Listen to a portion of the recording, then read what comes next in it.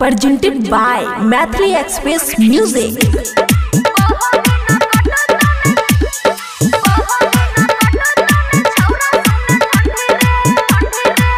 खुशी recording studio बलुआहा। Jacket sweater के तनो तू पिनबे छौरा बंडी रे, जैकेट स्वेटर के तनो तू पिनबे छौरा बंडी रे।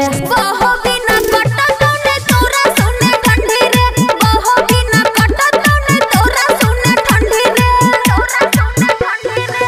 अंडा चावल के तनो बने के खइबे हंडी रे, अंडा चावल के तनो बने के खइबे हंडी रे। बहो बिना कटत ने तोरा सुने ठंडी रे, बहो बिना कटत ने छौरा सुने ठंडी रे।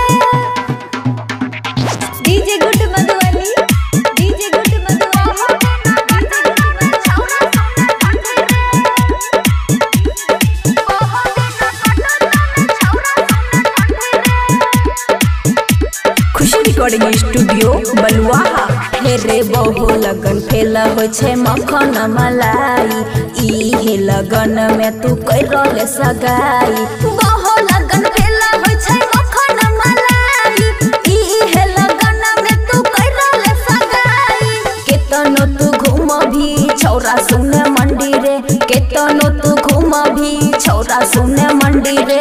बहु बिना कटत ने केकरो सुने ठंडी रे, बहु बिना कटत ने तोरा सुने ठंडी रे।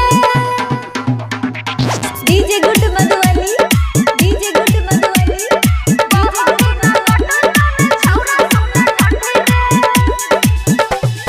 बहु बिना कटत ने छौरा सुने ठंडी रे। खुशी रिकॉर्डिंग स्टूडियो बलुआहा। कहे छो अमन अक्की बतिया के सुनले, दीपाली शर्मा के कनिया बनाइले।